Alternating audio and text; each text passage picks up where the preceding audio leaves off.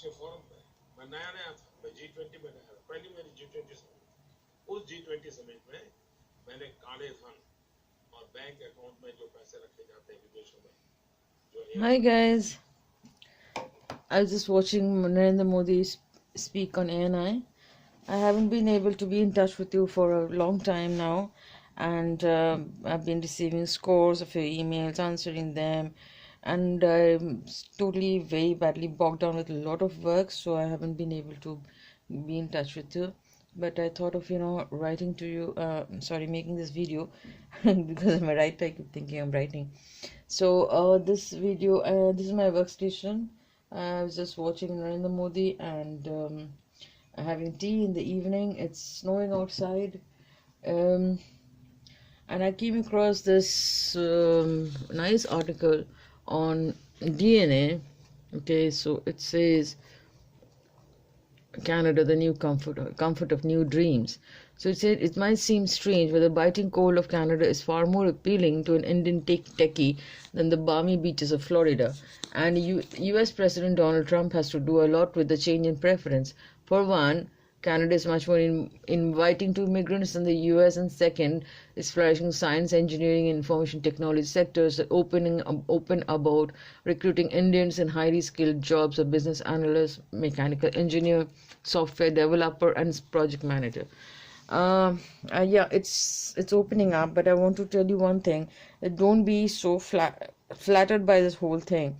What you have to come here and acquire is a Canadian experience. Though the people are opening up and Indian education and Indian experience is well recognized in this country, but even then you have to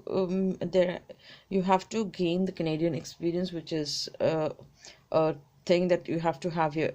Once you land here, it's not that easy.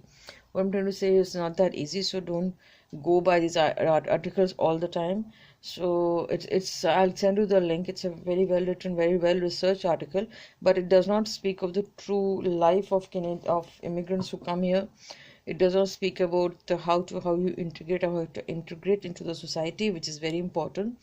And for that, you have to gain some Canadian experience, which can be by like working in Tim Hortons, working in a shop, or working in a gas station, whatever it is, for 6 months. So you have to gain the Canadian experience. That's what I believe it. Unless like it's really changed, the work culture has really changed. That's the last time when I worked, that was when. So for the past 4 years, I am also out of the works. Not 4 years, 2016, 2018, 3 years, 2018, 2 years. I've been out of the workforce, so I'm doing business on my own, and I'm following that Canadian work culture while doing business.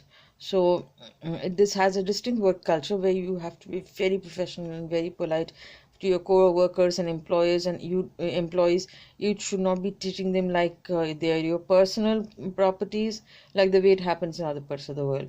uh, there is a hierarchy and people respect that hierarchy, but it doesn't make you feel like it doesn't mean that you feel insecure so much that you're constantly shouting at your colleagues and those who are junior to you, and making your work ambience very bitter. You cannot do that over here.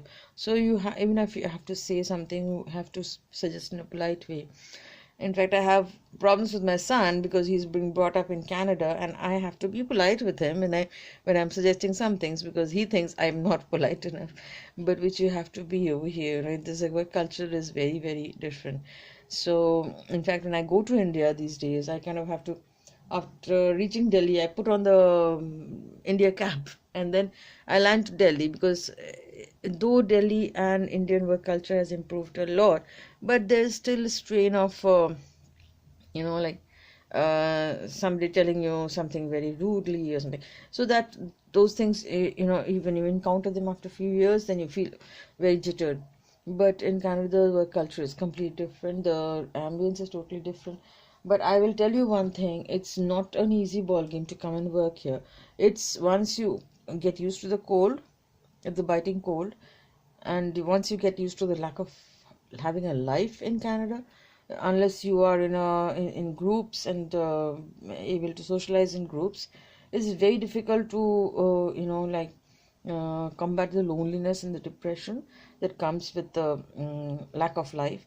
So you have to constantly figure out something to do, something on your own, and either you're working and then you're coming back home and you're doing something. You have to do something constantly to be occupied over here, and it's tough being here. It's tough, but it's a lot more peaceful than a lot of other people or other places on the planet, especially USA. I would suggest that USA is really a bad example.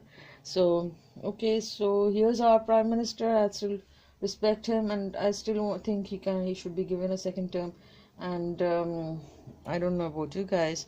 You guys are there. You are there in the eye of the storm, so you'll be able to understand better. But what we can figure out from far, that he has done a lot for the country, and he should be given a second chance. But I'm not really lobbying for him. This is just thinking aloud.